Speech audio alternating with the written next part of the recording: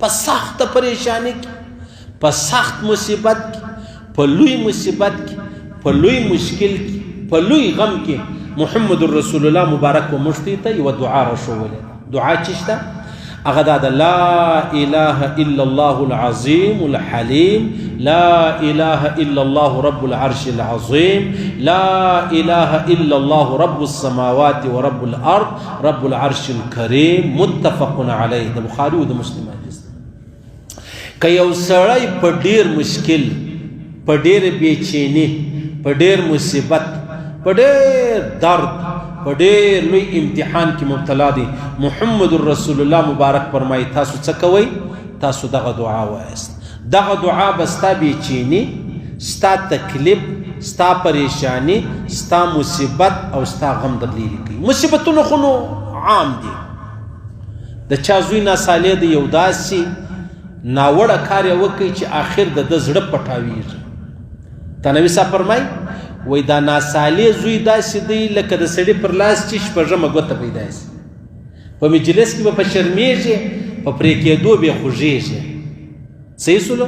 نو عام طور خلک د خپل اولاد څخه په شکایت دي، د خپل اولاد څخه په شکایت دي. ما ته بل یو سړي وویلې ول مولوي صاحب که زما زوی ځوان زوی دی، که زما زوی چا را مړ کړي زه یې نه اخلم. که زما زوی ځوان زوی چا را مړ کړي زه یې نه اخلم. ښه اوس څه چم کوئ؟ اوس څه پکې وایست؟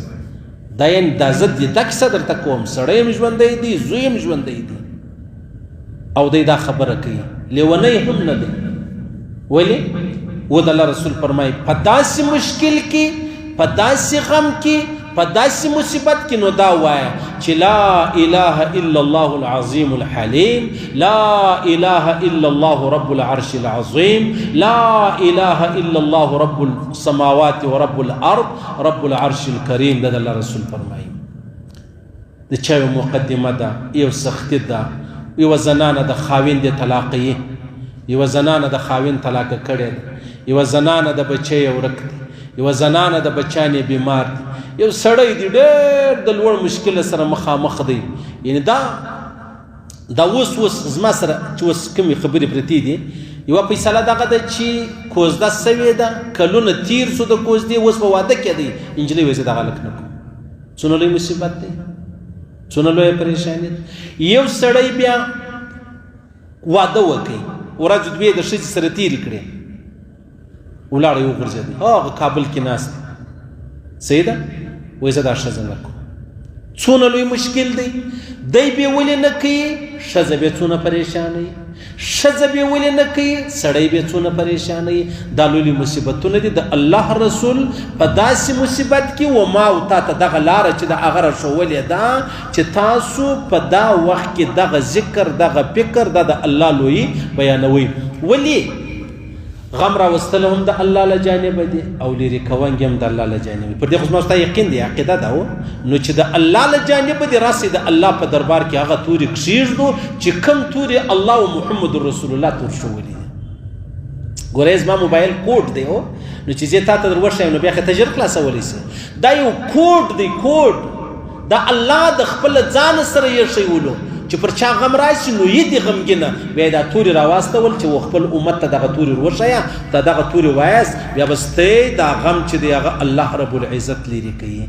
صحیح شو. بیا هغه بل حدیث کې حضرت انس فرمایي پیغمبر علیه السلام به دا تورې ډېر ویل چې ډېر مشکل به و، ډېره پریشاني به وه، ډېر غم به و. یا حی یا قیوم برحمتک استغیث، یا حی یا قیوم برحمتک استغیث. دا به چا؟ دا به پیغمبر علیه السلام چې کله یو مشکل رالی، حتی پیغمبر علیه السلام به دغه تورې په سجده کې ډېر ویل. صحیح چې نفل لمونځ کوي، په نفلي لمانځه کې، په سجده کې، په تهجد کې، په اشراق کې دغه تورې ویلی سي.